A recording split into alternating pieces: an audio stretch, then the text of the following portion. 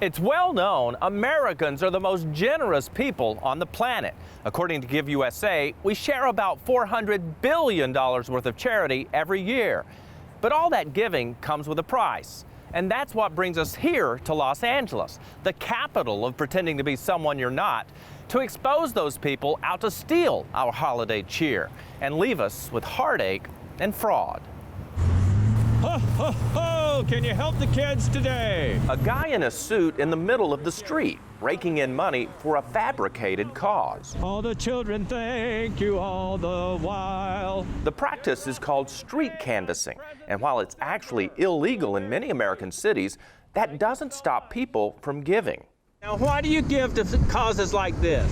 It comes back to you. Yes, ma'am, it does. Merry Christmas. Just 30 minutes in, our bucket was turning green. Got to stuff it down. It's getting too full. They see Santa Claus, right? And it evokes a lot of joy.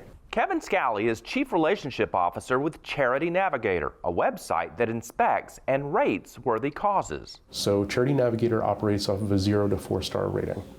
So 3 or 4-star organizations are organizations that we typically recommend and you can feel good about donating. Those guidelines include the organization's level of transparency, its financial health, CEO pay, and perhaps most important, how much of the money you give is actually going to the cause the charity promotes. The golden standard is typically 70% or more.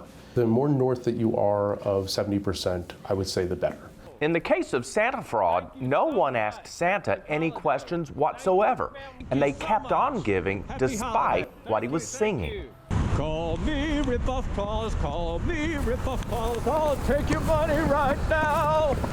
And watch what happens when Santa comes clean.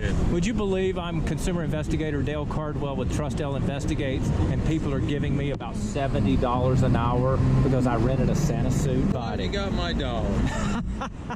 The moral of our story? Don't be afraid to ask for documentation, and know that you can wait to give another day. You should never feel bullied into giving. Take the time to take that information and do some research. And that way you can feel good about giving, but also know that you didn't get taken advantage of. Our total take? $178 in less than 2 hours. We later donated all the money to a legitimate children's charity.